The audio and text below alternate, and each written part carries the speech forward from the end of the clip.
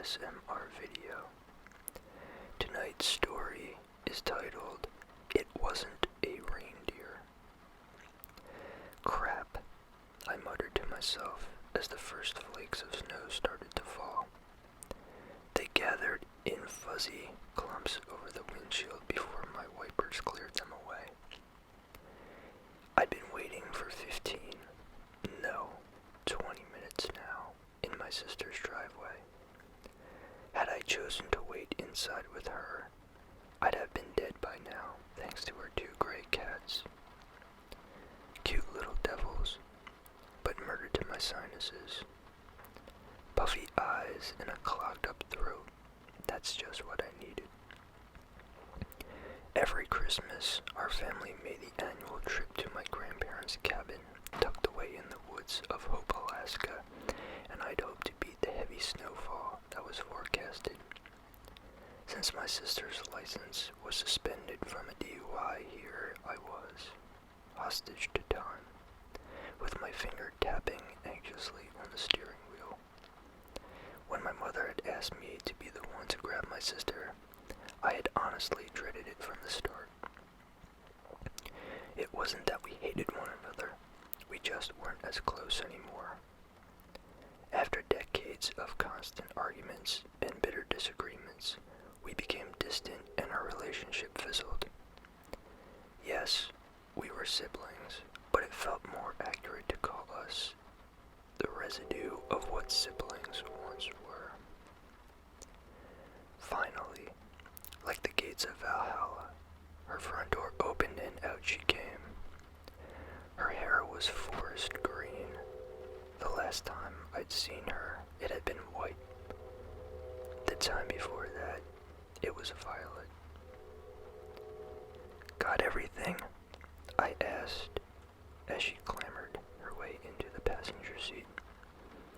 Mm-hmm, she responded as she adjusted her glasses and stuffed a few bags in the back seat. And just like that, we were off. Hope was about a 30-minute drive, and it didn't take long for the awkward silence to inflate between us. It didn't help that the radio didn't work in my car, and that the broken auxiliary port made your music sound like it was having a seizure. By the time we reached the turnoff for Hope Highway, the road was turning into a thick white sheet. Thankfully, on Christmas Eve night, the long stretch of Hope's small community was quick and vacant. The cabin was tucked away in a fortress of trees 5 miles off the main road. As I made the turn, my sister cracked the window, pulled out a blunt, and lit it with her lighter. "Want a hit?" she asked. Snow crunched beneath us. Not while I'm driving. It's a straight path. We're practically there already. She took a drag and blew it out the window. "I want to just focus on this, alright?" She huffed and pushed up her glasses. "If you're that worried, maybe slow down a bit then." There was the jab, a piece of bait to lure me into another fight. But I wasn't going to bite, not this time. She could live with us getting there faster. The drive was almost over, and soon I'd be in a warm living room with my feet up, a spiked eggnog in my hand, and Bobby Helms' Jingle Bell Rock in the air. I could already hear Uncle Jed spouting off one of his crude jokes. "Why does Santa Claus have such a big dude?" my sister shrieked, jabbing a finger in my side and whipping my mind back to the windshield. The car had just finished winding around the thick trail. The large body of a reindeer stood in our path, eyes wide open and blank.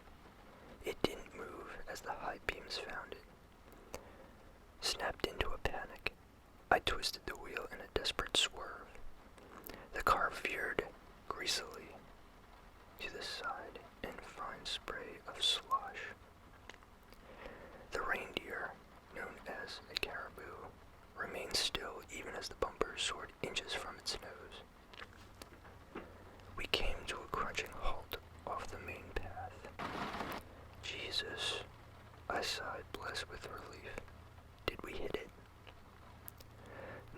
my sister said, leaning out the window to check while exhaling another plume of smoke. I wound the steering wheel back around and pressed on the gas. The wheels shrilled in place, kicking up globs of sleet, but not moving an inch. Perfect, I moaned, and unfolded myself from the seat to check it out. The two front tires were caked in black slush and practically swallowed in a mound of snow. I kicked at it, trying to clear off the icy debris from the treads and beneath the wheel well. When that tired me out, I resorted to scraping it off with my fingers. "Screw off, Prancer," I heard my sister call toward the dark silhouette of the reindeer. Its antlers, like gnarled fingers reaching for the treetops. Then she made a sort of startled yip, followed by a "what the heck?" I looked up from the scrim of snow. The reindeer was now standing tall on both of its hind legs. It looked strange, like a silly caricature you'd see in a kid's book. But out there, in the silence of the woods, it was a creepy image. The way its vague shape stood in just two legs held an almost human-like balance. For whatever reason, I realized then it didn't have a tail. Its muscular neck craned to the side and let out an alternating scream, a miserable squeal of metal grinding against metal. My legs were ice sculptures, cementing me to the spot as the shriek quieted to a succession of wet grunts. The reindeer dropped down to its original posture and stomped heavily. Puffs of white vapor and strings of snot vented from its nostrils. I was no hunter, but it didn't take a lot to tell when it was pissed off. I leaped for the driver's seat, pulled the door open, and slammed it shut as the muffled thud of hooves reached me. Antlers scraped the door as its large body practically flew over the patch I had just pinched in. Fast, very fast. My sister screamed as the large bulk of its frame wound back and around and charged again, this time shattering the headlights and submerging us in darkness. "Just go already," my sister hollered in my ear. "I'm trying," I hissed. The wheels continued to spin helplessly. We were trapped. The creature charged again, this time nailing the window. A cobweb of cracks bloomed near my sister's head. I searched for anything, literally anything, that I could use as a weapon. I was never really a gun enthusiast, but at that moment I'd have shaved my head and joined the secular monks if it meant having a Glock in my hand right then and there. After rattling the car once more, the reindeer finally appeared to lose interest and disappeared amidst the cluster of trees. Granted, some time to breathe and think, we phoned our dad and told him about the situation. He was going to come down in his pickup and get us unstuck and out of this mess. I looked over at my sister, who was taking long and steady breaths between her fingers. "Are you all right?" I asked. "What do you think?" she grumbled. "I told you to slow down." Another jab, and this time I wasn't going to have it. "You want to be useful," I yelled. "Get out there and push." "No." "Then shut up. I don't need it right now." She said nothing else, and neither did I, returning once again to the pocket of silence that our relationship succumbed to. The sooner Dad's headlights packed in the distance, the better. Suddenly, she rolled the window down. "Shh!" She pursed her lips. "Just listen." Humoring her, I waited, and sure enough, the sound